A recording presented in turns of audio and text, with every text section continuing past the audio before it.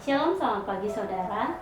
Bagaimana kabar saudara pagi hari ini? Senang sekali dapat menjumpai Bapak Ibu Saudara sekalian di dalam program renungan pagi Spiritual Life.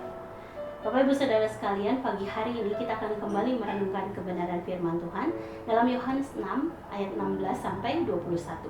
Saya akan bacakan bagian perikop firman Tuhan ini bagi kita semua. Demikian firman Tuhan. Dan ketika hari sudah mulai malam, murid-murid Yesus pergi ke danau, lalu naik ke perahu, dan menyeberang ke Kapernaum. Ketika hari sudah gelap, Yesus belum juga datang mendapatkan mereka.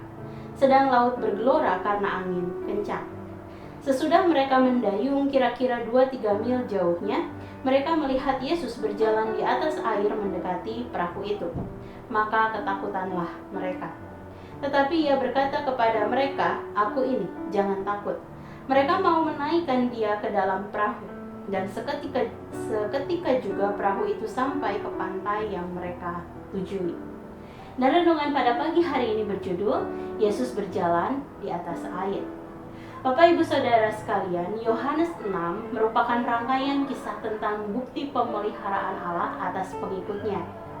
Jika dalam Yohanes 6 ayat 1-15 dengan perikop yang berjudul Yesus memberi makan 5.000 orang merupakan bukti pemeliharaan Allah atas kebutuhan fisik atau perut para pengikutnya, maka Yohanes 6 ayat 16-21 merupakan bukti pemeliharaan Allah atas keselamatan jiwa para pengikutnya.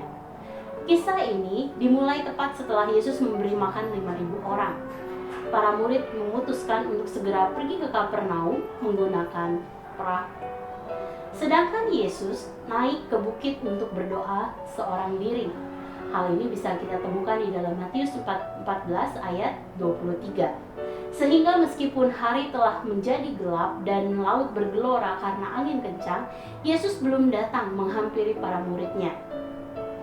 Kondisi gelap dan disertai laut yang bergejolak karena angin kencang saat itu menggambarkan kondisi manusia yang masih hidup dalam kejahatan dan menolak cahaya ilahi, yaitu Kristus Yesus, sehingga bayang-bayang kematian memenuhi dunia.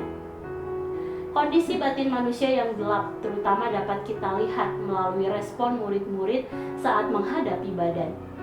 Sebab meskipun mereka baru saja melihat bukti pemeliharaan ilahi di mana Yesus memberi makan 5.000 orang dengan 5 roti dan 2 ikan, namun sesaat kemudian iman mereka menjadi goyah sebab badai dan angin kencang datang menghampiri perahu mereka. Pada saat hal itu terjadi, Yesus sang imam besar sedang berdoa. Ia sebenarnya mengetahui apa yang sedang terjadi di danau. Ia tahu para muridnya merasa ketakutan dan sedang mencari-cari dia sebab kehilangan pengharapan. Tetapi ia berdoa dan ia menunggu saat yang tepat agar ia dapat menolong para muridnya. Bapak Ibu Saudara sekalian, jika kita perhatikan perikop ini, pernahkah kita bertanya, mengapa ia perlu menunggu sehingga terkesan lambat memberikan pertolongan? Sebenarnya hal ini Yesus lakukan dengan tujuan untuk menguji dan mendewasakan iman, serta terutama agar murid-muridnya menghargai bukti pemeliharaan Allah atas jiwa mereka. Sehingga saat murid-muridnya tidak menyerah dengan badai dan tetap mendayung, akhirnya Yesus menghampiri murid-muridnya dengan berjalan di atas air. Melihat Yesus, mereka sebenarnya merasa takut. Tapi kata takut di dalam ayat ini dalam bahasa aslinya adalah phobeo, yang berarti menghormati. Mereka sebenarnya bukan takut karena apa, tapi mereka menghormati Yesus sebagai Mesias dan terang ilahi yang akan menyelamatkan mereka dari kegelapan dan badai kehidupan. Saudara, beberapa penafsir Alkitab menuliskan bahwa perkataan Yesus ketika ia menghampiri murid-muridnya, yaitu "aku ini" di dalam ayat 20, di dalam bahasa Yunani sama dengan "aku adalah aku" atau ego eimi. Kata ego eimi disebutkan Yesus sebab kata ini memiliki makna khusus bagi bangsa Israel, karena menunjuk pada ayat dalam Keluaran 3 ayat 14, yaitu Ehyeh Asher Ehyeh Aku adalah Aku yang menunjukkan kemahakuasaan Allah atas segala sesuatu termasuk alam ciptaannya dan manusia.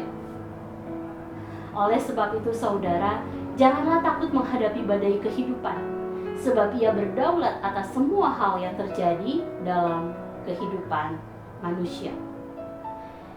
Dan kemudian pernyataan Yesus tersebut diresponi murid-muridnya dengan cara menyambut Yesus ke dalam perahu mereka. Hal ini menunjukkan bahwa Kristus menunggu kita untuk mengundangnya masuk dalam hati dan seluruh kehidupan kita.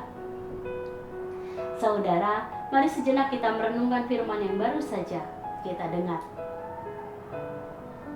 Saudara, apakah saat ini ada pergumulan kehidupan yang sedang kita hadapi? Dan apakah sepertinya Tuhan diam, menjauh, bersembunyi, bahkan seperti berlambat-lambat untuk menolong kita? Jika iya, tetaplah menunggu, tetaplah berjuang, dan nantikanlah pertolongan yang daripadanya. Sebab meskipun tidak terlihat, Tuhan Yesus tetap memperhatikan kita dengan belas kasihan ilahi dan menanti saat yang tepat untuk menunjukkan kasih dan pertolongannya atas kita.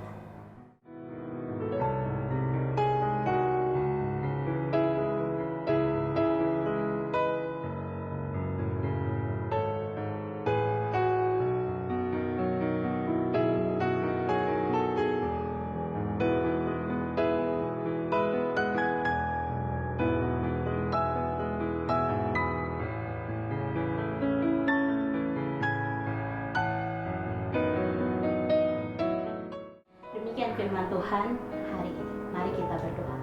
Tuhan, terima kasih sungguh firman yang menguatkan setiap kami.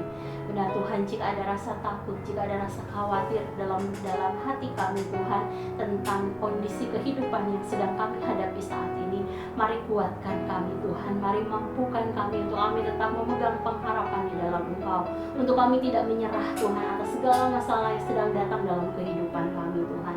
Yang kami percaya Tuhan Allah akan menolong kami di dalam kami melewati masa-masa pembentukan atau masa-masa kami sedang diproses Tuhan untuk menjadi semakin serupa dengan Engkau.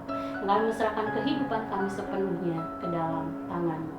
Dan sepanjang hari ini Tuhan, kami percaya Allah akan menolong kami di dalam segala hal yang kami kerjakan. Tolong jagai keluarga kami, tolong lindungi seluruh kehidupan kami Tuhan, sehingga apapun yang kami kerjakan Tuhan, apapun yang kami lakukan Tuhan, kami juga rindu itu bisa mempermuliakan Nama.